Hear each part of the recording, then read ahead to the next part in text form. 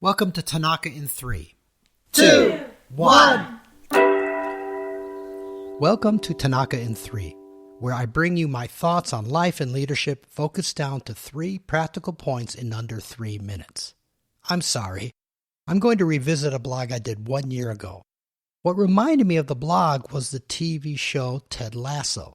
It's about the owner of a Premier League football team that wanted the team to lose disgracefully to spite her cheating husband who loved the team. She hired an American coach who had no experience or knowledge of soccer at all. At every turn, surreptitiously, she tried to undermine his efforts. Near the end of the season, she realized what she was doing was wrong.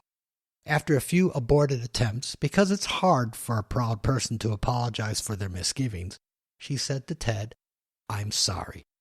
She was sincere. She then came clean on the terrible things she did, clearly explaining her wrongdoings and explained why, in a way that was not giving excuses. What was Ted's reaction? He forgave her. This lifted a huge burden of guilt off of her shoulders. It also established a stronger relationship based on trust. Number 1. How not to say I'm sorry. You've heard politicians. A famous U.S. governor comes to mind right now. Famous athletes and actors, after getting caught in an indiscretion, saying, "I'm sorry if I offended you." This is not a real apology. In fact, it's just the opposite. It essentially puts the blame on the other person for being offended. Number 2, how to apologize.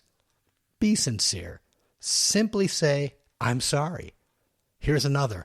"I'm sorry I was wrong." And another, "I'm sorry, that was insensitive."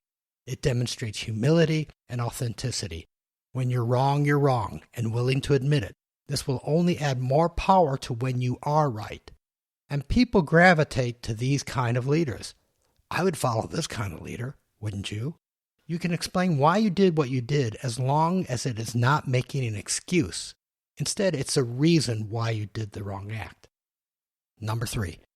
End the apology with an action. Explain what you learned from this and what you will do differently. This week, let's practice. Look for opportunities to say I'm sorry. Admit to your mistakes, errors, weaknesses. This practice will come in handy when you face a big issue when you're in front of a camera or a large audience and you need to be authentically, powerfully contrite.